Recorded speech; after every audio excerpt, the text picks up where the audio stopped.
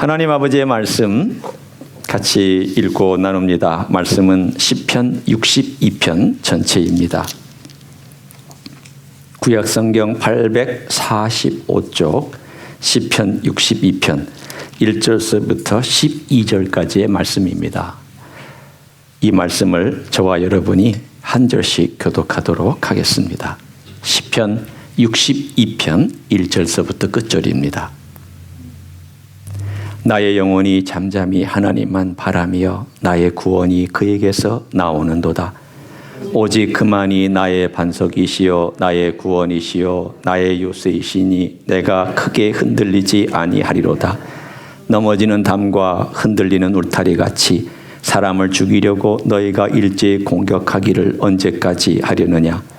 그들이 그를 그의 높은 자리에서 떨어뜨리기만 꾀하고 거짓을 즐겨하니 입으로는 축복이요 속으로는 저주로다. 나의 영혼아 잠잠히 하나님만 바라라. 무릇 나의 소망이 그로부터 나오는도다. 오직 그만이 나의 반석이시요 나의 구원이시요 나의 요새이시니 내가 흔들리지 아니하리로다. 나의 구원과 영광이 하나님께 있으며 내 힘의 반석과 피난처도 하나님께 있도다.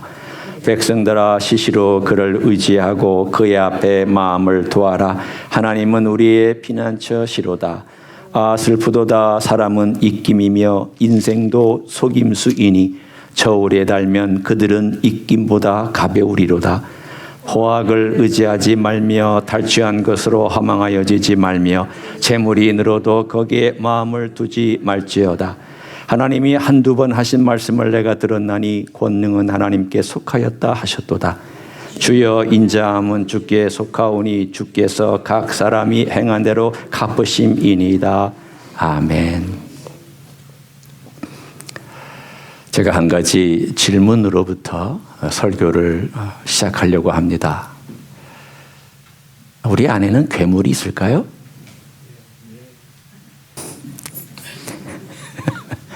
너무 쉽게 대답을 하셔서 할 말이 없습니다. 우리 안에는 괴물이 있느냐?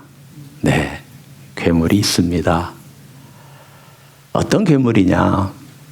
제가 지금부터 그 괴물을 소개해 드릴까 합니다. 뭐 괴물까지 소개를 해야 될지 그렇지만 진짜 있기 때문에 그 괴물을 사도 바울의 경험을 통해서 제가 소개를 해드립니다. 사도 바울 안에도 이 괴물 때문에 굉장히 힘들었습니다. 바울 그러면 아마도 신약 시대에 예수님을 따라간 사람 중에 그만한 사람을 다시는 역사상에 찾아볼 수 없을 정도로 그렇게 따라간 사람인데도 그 안에 괴물 때문에 굉장히 힘들어했습니다. 자, 지금 이제 제가 읽어드릴 본문은 로마서 7장입니다. 오늘의 본문은 아니에요. 그러나 그것과 연결되기 때문에 제가 읽어드리겠습니다. 로마서 7장 21절부터 읽어드릴 텐데, 그러므로 내가 한 법을 깨달았노니 곧 선을 행하기 원하는 나에게 악이 함께 있는 것이로다. 내 속사람으로는 하나님의 법을 즐거워하되 내 지체 속에서 한 다른 법이 내 마음의 법과 싸워 내 지체 속에 있는 죄의 법으로 나를 사로잡는 것을 보는도다. 오라 나는 곤고한 사람이로다. 이 사망의 몸에서 누가 나를 건져내랴. 우리 주 예수 그리스도로 말미암아 하나님께 감사하리로다. 그런즉 내 자신이 마음으로는 하나님의 법을 육신으로는 죄의 법을 섬기노라. 여기서 괴물이 뭐라고 표현되어 있습니까? 죄라고 표현되어 있습니다. 죄. 여기서 죄는 뭘까? 제가 지금 여기는 죄의 법이라고도 나오고요. 죄라고도 나오는데 이거에 대한 다양한 표현을 좀 소개해 드릴 테니까 여러분이 익숙한 표현을 한번 생각해 보십시오. 죄의 법은 죄의 힘, 혹은 죄의 세력, 혹은 죄의 원리, 혹은 죄의 충동, 혹은 죄의 잠재력, 혹은 죄 짓는 경향, 그리고 그걸 신학적으로는 죄성이라고 얘기를 합니다. 죄의 법칙이라는 게 우리 안에 마치 뱀처럼 또아리를 들고 있다는 거예요. 여러분이 인도의 사상을 보면은요, 인도의 사상에서는요, 심호흡과 복식호흡을 가르치면서 요 단전에 있는 또아리, 이 뱀처럼 그림을 그려놓고 요거를 활성화시켜라라고 얘기를 합니다. 대단히 위험한 사상입니다. 여러분, 요가 함부로 배우시면 안 됩니다. 그냥 간단한 운동이나 동작은 배우셔도 괜찮지만 요가 안에 있는 철학은 뱀의 또아리를 활성화시키는 겁니다. 그게 뭐냐면 사실은 너의 잠재력, 네 안에 있는 신 깨워라. 우리 안에 신이 어디 있습니까? 죄가 있지. 우리 안에 신의 능력 없습니다. 죄의 능력은 있지만 그거 없습니다. 힌두교와 불교의 사상은 대단히 위험한 인간 중심적 사상입니다. 그게 바로 우리 안에 있다라는 거예요. 그러니까 이 죄의 능력과 죄의 법칙이 얼마나 강한지 사도 바울은 이것 때문에 곤고해 죽을 지경이었습니다. 여러분, 이 곤고하다는 말은요, 그냥 좀 괴롭다 이 뜻이 아니에요. 괴로워 미칠 지경이다. 제가 그 단어의 의미를 표현하자면 괴로워 미칠 지경이다. 내 마음이 지금 막 갈라지고 싸우고 난리법석이다. 내가 어떻게 할 줄을 모르겠다. 여러분, 그럴 때 있었잖아요. 그런 경우들이 어쩌다 있잖아요. 막 마음이 막 싸우고 갈라지고, 그래서 일도 잡히지도 않고 정신도 때로는 혼란스럽고, 무슨 일을 해도 뭘 하고 있는지도 모르고 지난 다음에 내가 어디 일을 지나왔지? 내가 뭘 했지? 내가 누구하고 대화했지? 생각이 안 날 정도로 괴로울 때가 있습니다. 그게 사도 바울의 경험입니다. 그럼 이걸 어떻게 하면 이길 수가 있느냐? 우리는 죄의 이 늪에서 살아가고 있습니다. 죄는 강력합니다. 아주 힘이 셉니다. 또아리를 들고 귀에만 엿보고 있다가 나를 냉큼 물어 넘어뜨리려고 합니다. 그걸 늪으로 표현하면 우리는 죄의 늪 가운데 있습니다. 그럼 이 죄의 늪에서부터 누가 구원해 줄 거냐? 그것은 이 늪지대 바깥에 있는 전능자의 손을 의지할 수밖에 없습니다.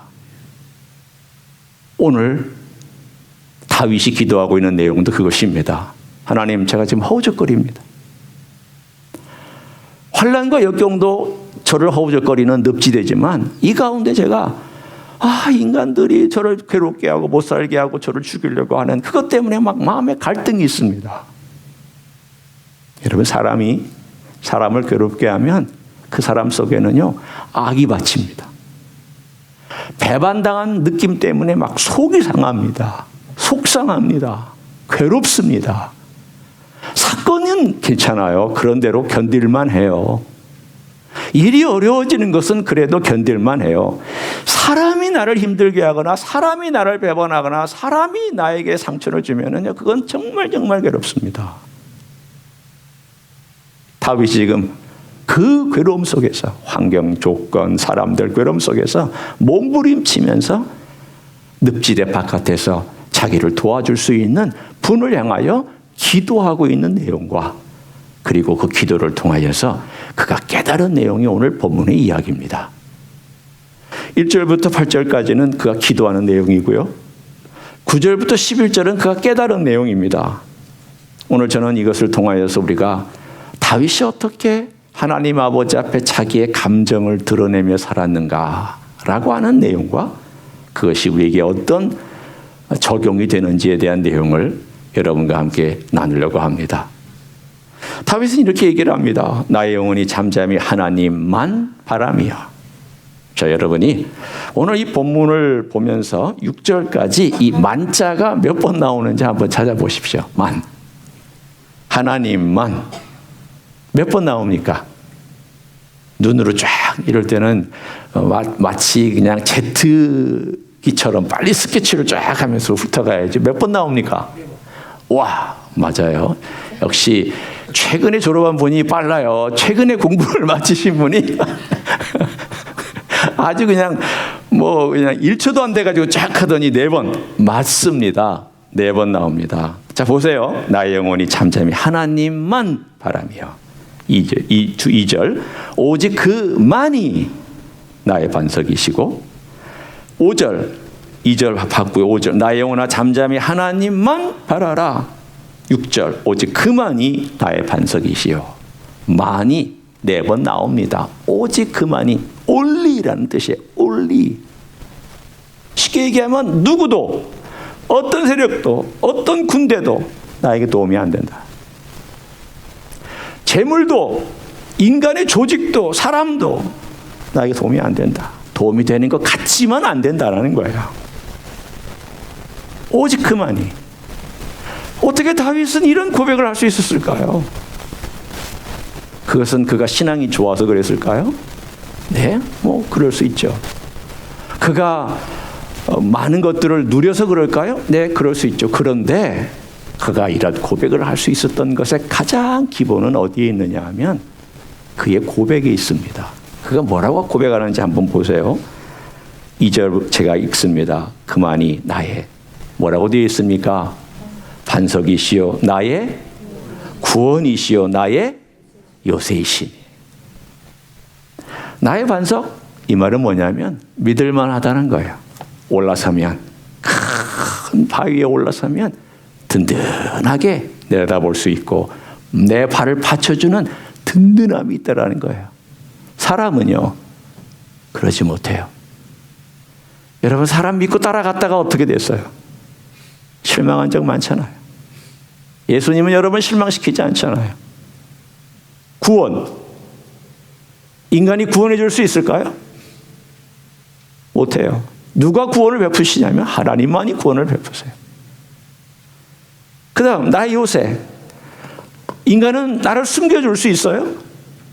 잠시는 숨겨줄 수 있을지 몰라도 영원히 숨겨주지 못합니다. 하나님만이, 전능자만이 나의 반석, 나의 구원, 나의 요새라고. 나의 구원, 나의 반석, 나의 요새라고 그가 고백하고 있는 것은 하나님이 이제까지 그를 얼마나 사랑하고 그를 얼마나 보호해주고 얼마나 지켜줬는지를 그가 경험했기 때문입니다. 기독교는 우리가 하나님을 향하는 종교가 아닙니다. 기독교는 하나님이 우리를 향하여 끊임없이 구애하는 종교입니다.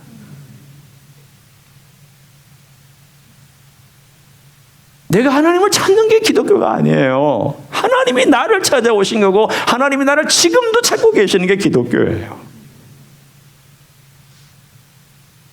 다윗이 하나님을 찾은 게 아니에요. 하나님께서 다윗을 찾아오신 거예요. 이는 내 사랑하는 아들이라고 어떻게 표현한 줄 아세요? 내 마음에 합한 자다. 여러분, 내 마음에 합한 자라는 말은요, 다윗이 잘 마음을 하나님께 드렸기 때문에 내 마음에 합한데 그런 뜻이 아니에요. 내 마음에 합한 자라는 건 내가 선택했다라는 뜻이에요. 내가 사랑한다는 뜻이에요. 내가 다윗을 사랑한다. 내가 다윗에게 은혜와 사랑을 베풀겠다. 내가 그에게 자비와 긍휼을 베풀겠다라고 하나님이 작정하신 내용이 바로 내 마음에 합한 자라는 뜻입니다. 하나님의 사랑이 먼저 왔어요. 하나님의 사랑이 다윗을 방문해 줬어요. 다윗은 그것이 너무 감사한 거예요. 어느 날 어떻게 어렸을 때부터 내가 하나님을 이게 갈망하게 됐지? 외로울 때 하나님을 향해 찬양하고, 찬양하면 눈물이 나고, 기도하면은 내 마음속에 모르는 하나님의 사랑으로 가득 채워지는 그런 시간들을 그는 보냈던 거예요. 그가 영성이 뛰어나서가 아니에요. 죄송하지만 그가 뛰어난 머리를 가져서도 아니에요. 하나님께서 그를 사랑해서 찾아와 주셨고 사랑을 베풀어 주시기 때문에 다윗은 그게 너무 감사해서 하나님을 할 때마다 찬양하고 기도했던 거예요. 그래서 나의 반석, 나의 구원, 나의 요새라고 그가 고백할 수 있게 된 것입니다. 하나님께서 우리를 향하여 구애하시는, 사랑을 찾기를 원해서 방문해 주시는 가장 클라이맥스가 뭐냐면 십자가에서 우리를 위해서 피 흘려 주신 예수 그리스도의 사랑입니다.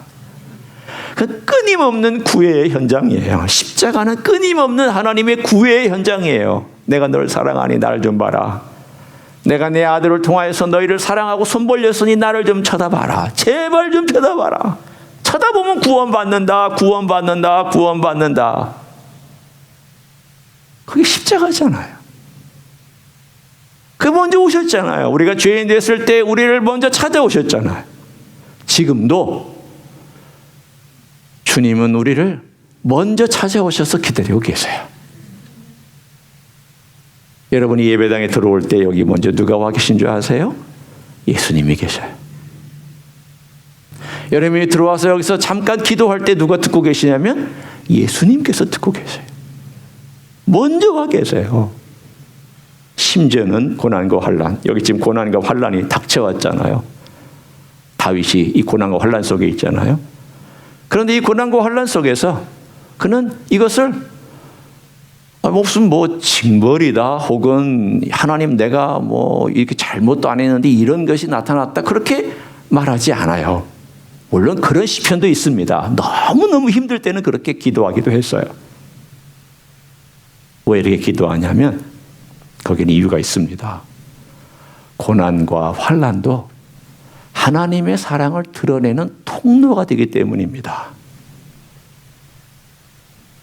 고난과 환난은 하나님의 선하심을 드러내기 때문에 힘들고 어렵고 고통스럽다가도 이것이 오히려 하나님의 은혜를 체험하는 계기가 되기 때문에 다윗은 이렇게 기도하고 있습니다. 우리가 기억해야 할 게 있습니다. 고난과 환난이 오면은요, 우리는 처음은 제일 먼저 생각하는 게 뭐냐면 심판을 생각해요. 징벌을 생각하고 벌 받는 걸 생각해요. 우리 사고방식이 너무 이렇게 단순 명료한 걸 좋아합니다. 쟤들도 그랬어요. 신라 망대가 무너져가지고 17명이 죽었는데 누구 죄 때문입니까? 조상의 죄 때문입니까? 그들의 죄 때문입니까? 그게 우리의 습성을 반영하고 있는 내용이에요. 우리는요, 누가 잘못하면 이거 뭐가 잘못한 게 틀림없이 있을 거야. 뭔가 문제가 생기면 저 사람의 삶에 뭔가 문제가 있을 거야. 제가 문제가 없다라는 말은 아니에요. 있을 수 있어요. 우리 문제가 있을 수 있어요. 그러나 우리의 단편적인 가장 간단한 습성은 뭐냐면은 빨리 결정하는 거예요. 저 죄가 문제가 있어. 그러니까 저런 일이 생긴 거야. 예수님도 그렇게 말씀하셨거든요. 사람들이 한 소경이 찾아와서 맹인이 찾아와서 있을 때 저 아버지 죄 때문에 저 사람이 맹인이 되었습니까? 자기 죄 때문에 그렇습니까? 그랬더니 주님 뭐라고 말씀하셨습니까? 기억하세요? 요한복음 10장, 9장 하나님의 영광을 드러내기 위해서, 나타내기 위해서 맹인이 되었다. 얼마나 놀라운 이야기예요. 이 고난조차도 맹인이 되어서 태어나서 평생 맹인이 살아왔는데도 불구하고 예수님은 해석을 어떻게 주셨냐면 저 사람 죄값 아니야. 조상의 죄값 아니야. 하나님의 영광을 드러내기 위한 것이야. 하나님은 우리에게 선한 의지와 선한 능력으로 아까 우리가 찬양했죠. 선한 의지와 선한 능력을 가지고 우리를 도와주시는 분이지 여러분을 심판하고 여러분을 어렵게 만드는 하나님이 아니세요. 다윗은 그걸 알았기 때문에 하나님께 기도하고 있는 거예요. 지금 악한 일이 생기고 있고요. 사람들이 그를 모함하고 있고 그를 죽이려고 하고 있습니다. 그런 때에도 그는 하나님을 원망하지 않았어요. 이것이 하나님의 징벌이라고 막 징징 짜지 않았어요. 하나님, 이들은 이렇게 합니다. 그렇지만 저는 하나님을 바라봅니다. 하나님 의지합니다. 그렇기 때문에 그는 하나님만 의지한다고 고백하고 있습니다. 여기 한번 보십시오. 1절, 다시 1절 돌아오고요. 나의 영혼이 잠잠히 하나님만 바라며 하나님을 바라보고 있어요. 그리고 또한 5절에도 나의 영혼아 잠잠히 하나님만 바라라 그렇게 얘기하고 있습니다. 자, 여기서 나의 영혼은 무엇입니까? 이 신약 시대에는 나의 영혼을 뭐라고 표현했는지 다른 표현이 혹시 여러분 기억나세요? 오늘 다시 제가 로마서로 한번 돌아가서 얘기를 할 테니까 한번 찾아보십시오. 여기서 영혼, 내 영혼아 그랬잖아요. 다윗이 스스로에게. 자, 한번 읽습니다. 그러므로 내가 한 법을 깨달았노니 곧 선을 행하기 원하는 나에게 악이 함께 있는 것이라. 내 속사람으로는 하나님 법을 즐거워하되 내 지체 속에 있는 한 다른 법이 내 마음의 법과 싸워 내 지체 속에 있는 죄의 법으로 나를 사로잡는 것을 보는도다. 뭘까요? 속사람입니다. 속사람이에요. 여러분, 예수 안 믿는 사람은 속사람이 없습니다. 예수 믿는 사람만 속사람이 있습니다. 이 속사람은 죽었던 영이 살아나면서 생긴 새로운 존재입니다. 이것은 다윗이 고백한 나의 영혼이라는 표현하고 일맥상통하는 표현입니다. 사도 바울이 이걸 속사람이라고 얘기를 했고, 그러면서 고백하기를 내 속사람은 날로 새로워지는도다라고 얘기했습니다. 내 겉사람은 후패하나. 고린도서 4장 16절입니다. 내 겉사람은 후패하나 내 속사람 날로 새로워진다. 겉사람은 뭔가요? 겉사람은요, 이 육체를 말하지만 죄성을 담고 있는 육체이기도 합니다. 그냥 객관적으로 먹고 마시는 육체도 겉사람이지만 죄성을 담고 있어요.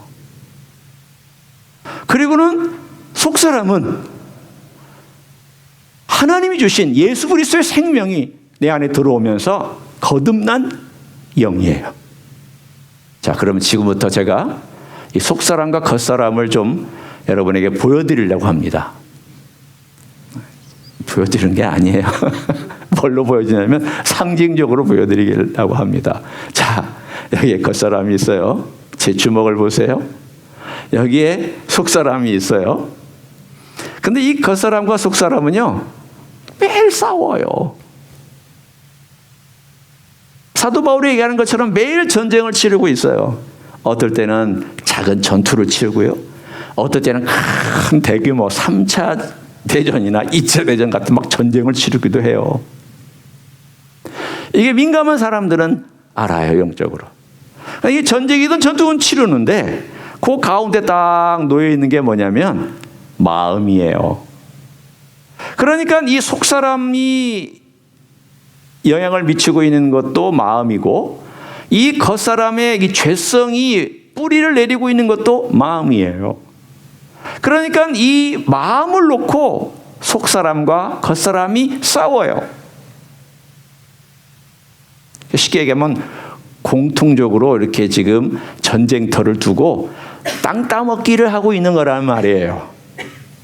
옛날에 전쟁은요, 다 땅 따먹기고요. 지금 전쟁도 다 땅 따먹기예요. 땅을 얼마나 확보하느냐. 우크라이나하고 러시아 전쟁은 어떤 전쟁입니까? 땅 따먹기 전쟁이잖아요. 땅 따먹기. 내가 얼마나 많은 땅을 차지하고 얼마나 전략적인 요충지를 차지하냐, 이런 전쟁이잖아요. 똑같아요. 속사람과 겉사람은 마음을 얼마나 차지하느냐를 두고 매일매일 싸워요. 누가 이길까요? 이런 질문하면 참 어려워들 하시더라고요. 왜냐하면 출제자의 의도를 잘 모르니까. 컨닝이라도 좀 했으면 좋겠는데 컨닝도 잘 안 돼. 누가 이길까요? 네? 강한 쪽이 이기죠. 이게 정답이에요. 여러분 너무 어렵게 생각하지 마세요. 강한 쪽이 이게 되어 있어요. 그러면 속사람 자체와 겉사람이 있는 이 죄성 자체가 싸우면 그냥 그 실력 그대로 하면 누가 이길까요?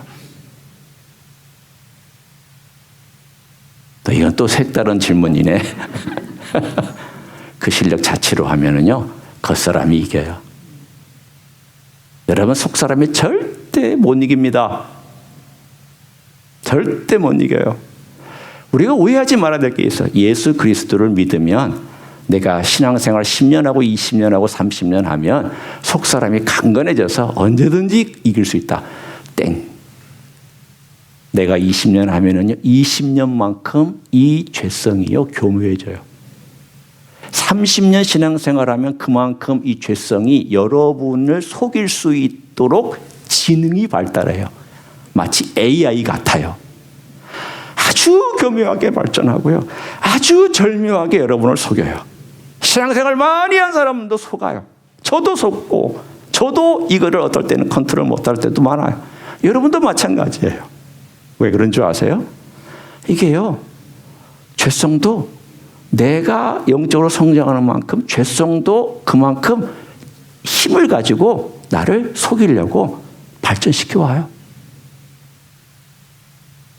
어떻게 이기느냐? 방법이 없습니다.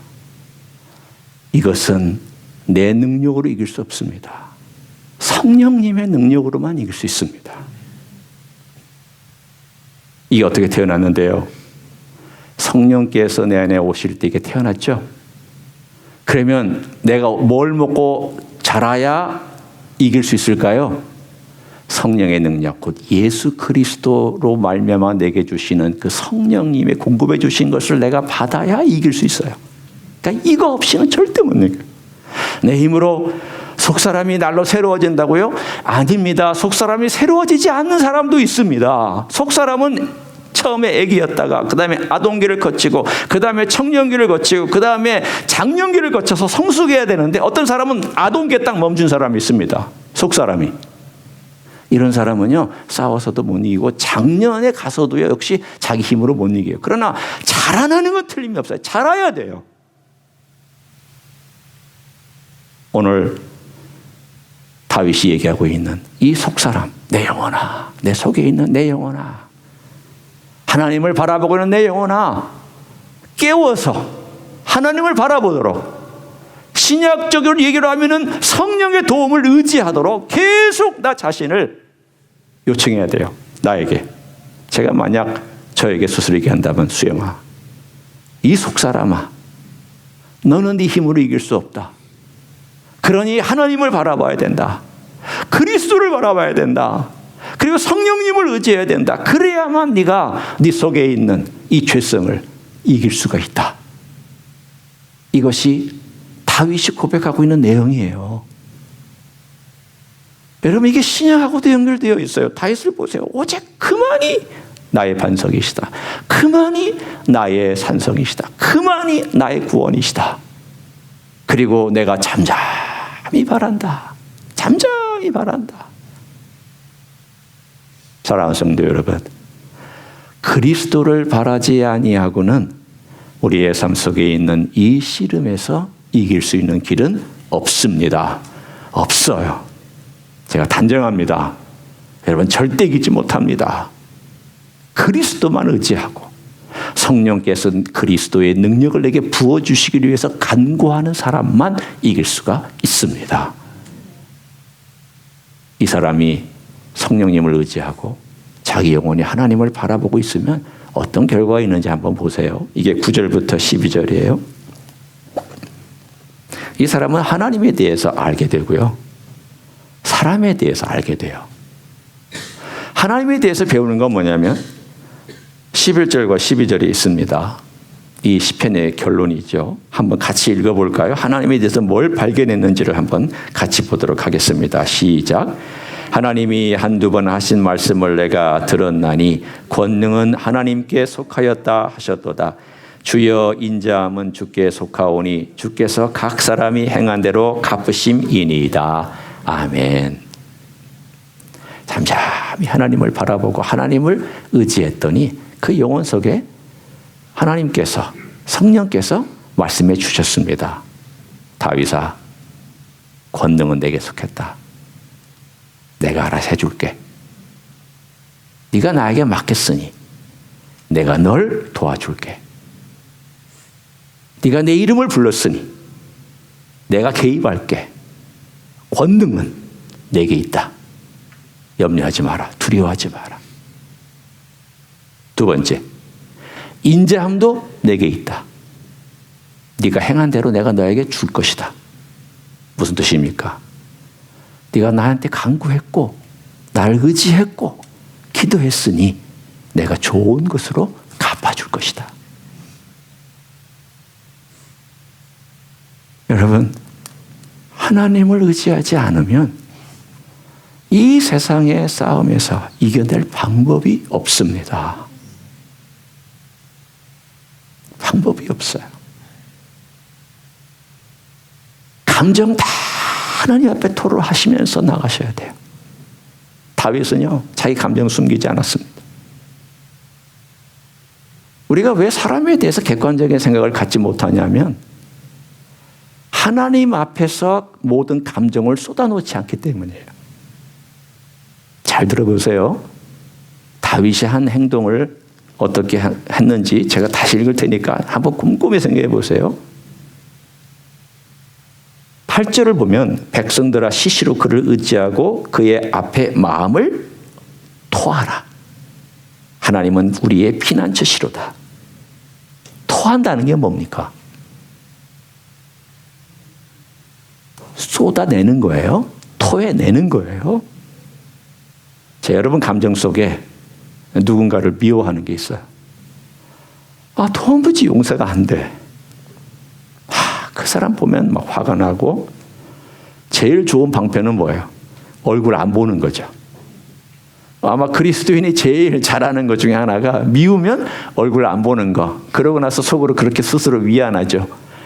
이 정도 하면 됐어. 그래도 내가 나쁜 말 안 했잖아. 욕하지 않았잖아. 복수하지 않았잖아. 우리는 복수하지 않은 것 가지고 만족하려고 해요. 제가 지금 거짓말했어요? 참말했어요? 참말이잖아요. 제 경험이기도 하고요. 우리는 용서 너무너무 힘들어해요. 용서하기도 쉽지 않고요. 그러면 이게 안 되는 걸 어떻게 해야 돼요? 억지로 하지 말고 이걸 하나님 아버지 앞에 가서 감정을 토로하시는 거예요. 하나님 아버지 앞에 내 안에서 미워했던 감정 다 토해내세요. 하나님, 저 그분 용서 못하고 있습니다. 하나님, 저는 그 사람 볼 때마다 너무너무 짜증이 납니다. 하나님, 그 사람 볼 때마다 저는 피하고 싶습니다. 하나님, 이 감정을 솔직하게 말씀드리면 저는 그 사람 미워합니다. 하나님, 저는 정말 이거 어떻게 할 줄을 모르겠습니다. 주님은 용서라고 하지만 저는 용서가 안 됩니다. 77번이라도 용서라고 하지만 저는 3번도 용서 못하겠고 4번도 용서 못하겠습니다. 이거 지금 어떻게 하면 좋습니까, 하나님? 자신의 감정을 솔직하게 토로하는 거예요. 보세요. 다윗이 얼마나 솔직하게 자신의 감정을 토로했는지요. 다른 시편들 보면 이렇게 얘기해요. 저 원수들 보면서 하나님께서 이빨 좀 부러지게 해달라고.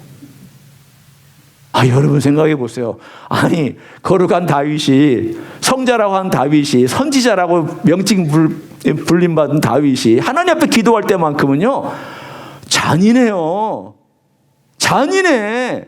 그 기도대로 기도하면 누가 옆에서 듣고 있으면, 제가 만약에 김수영 목사 그렇게 기도하고 있으면 권사님이 시험 받을 거예요, 아마. 아니, 우리 목사님은 저렇게 잔인하게 기도한단 말이야?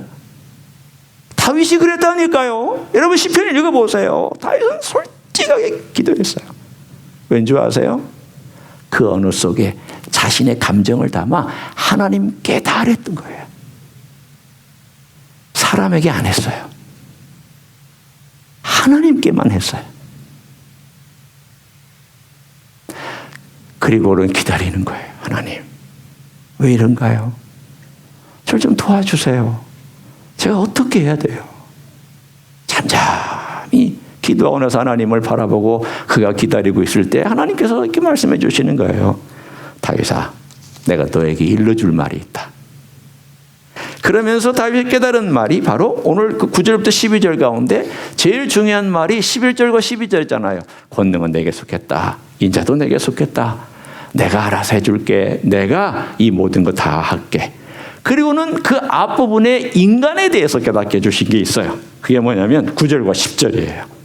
뭘 깨닫게 해주셨냐면 슬프도다. 사람은 입김이며 인생도 속임수이니 저울에 달면 그들은 입김보다 가벼우리로다. 자기를 포함한 모든 인간들이 얼마나 가벼운지를 깨달았다는 거예요. 참 인간이 입김이구나. 여러분, 자, 지금부터 입김 한번 부르시겠습니다. 자, 여러분 느끼세요? 제 입김 느끼셔요? 못 느끼잖아요. 전혀 못 느끼잖아요. 자, 입김을 잡았어요. 자, 요거 제가 저울에다가 올려놨습니다. 몇 그램 나갈까요? 거의 안 나가요. 거의 없어요. 아마 가장 초미리미리미리미리미리까지 되는 어떤 걸로 재면 조금 있을지 모르지만 그것도 안 나타나요. 인생이 어떻다고요? 저울에 달면 이것보다 이만큼이라는 거예요? 이것보다 가볍다라는 거예요? 여기 잘 한번 보세요. 익김보다 가벼우리로다. 여러분 잘 아셔야 돼요. 익김만큼이 아니에요. 익김보다 더 가볍다라는 거예요. 죄송하지만 여러분이나 저가 이 땅에 사는 동안 가지고 있는 것은 그만큼 아주 별거 아니라는 거예요. 그 안에는 재물도 들어있고요. 그 안에는 여러분의 명성도 들어있고요. 그 안에는 여러분의 업적도 들어있고요. 그 안에는 여러분이 추구하는 모든 것들이 다 들어있어요. 이거 다 익기보다 가벼워. 다윗이 그걸 깨달은 거예요. 아, 나도 이렇게 사라질 수 있겠구나. 제가 한국에서 목회하다가 병이 들어서 큰 수술을 받고 그 수술을 받은 다음 깨달은 게 한 가지가 있습니다. 그 뭐냐면 하나님이 이제 너 그만이다 라고 하면 끝나겠구나. 너 그만. 이제 이 정도 살았으면 됐어 라고 하면 끝났겠구나. 그러니까 그 이후로 저는 지금 17년 동안 덤으로 살고 있다라고 해도 과언은 아니에요. 덤으로 살고 있는 거예요. 가벼운 인생이에요. 익김보다 가벼워요. 다윗은 왕위에 있었지만 그는 한두 사건을 제외하고는요 그 왕위에 연연하지 않았어요. 왜 그런 줄 아세요? 하나님이 진짜 왕이라는 걸 알고 늘 하나님께 그 자신의 모든 것들을 알았기 때문에 하나님 권능도 주께 속하였고 인자도 주께 속하였습니다. 제가 무슨 하나님께 왕입니까? 하나님 앞에서는 어린아이에 불과하고 아무것도 아닙니다. 저는 이긴 것 같이 이긴보다 더 못한 인생입니다. 제가 뭘 얼마나 하겠습니까? 라고 그는 고백했던 거예요. 그랬더니 그 마음의 여유가 생기면서 인간을 보는 거예요.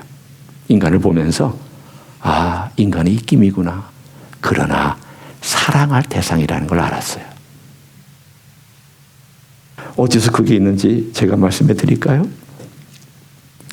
8절에 있는 거예요. 백성들아 시시로 그를 의지하고 그의 앞에 마음을 토하라. 하나님은 나예요? 누구예요? 우리의 피난처시로다. 우리의 피난처시로다. 이제는 나에서부터 어디로 바뀌었어요? 우리로 바뀌었어요.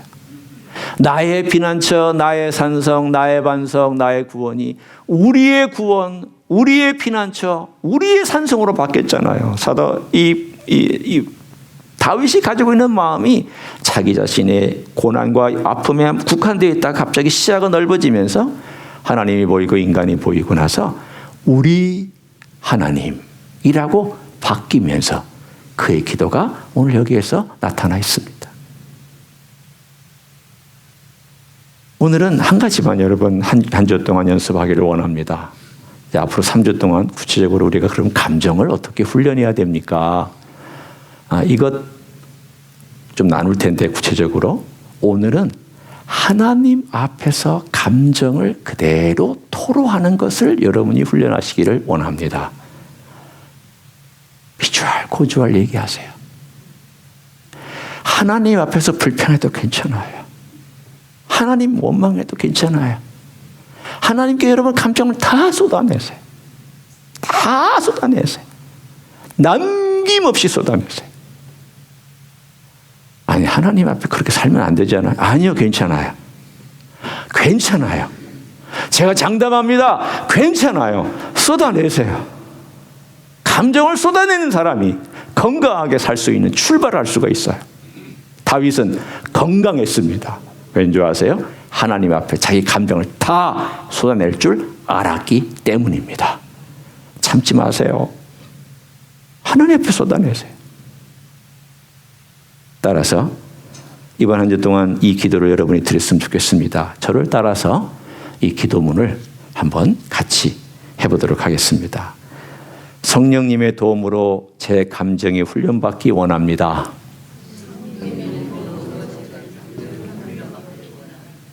머리가 좋으세요. 긴데도 잘 따라하시는 걸 보니까 감사합니다. 예수님처럼 되기 원합니다. 그래서 제 속사람도 새로워지기 원합니다. 여러분, 속사람이 새로워지려면 여러분의 감정이 새로워져야 돼요. 감정이 새로워지지 아니하면 속사람이 새로워지는 거 한계가 있어요. 제가 다시 한번 읽어드립니다. 성령님의 도움으로 제 감정이 훈련받기 원합니다. 예수님처럼 되기 원합니다. 그래서 제 속사람도 새로워지기 원합니다.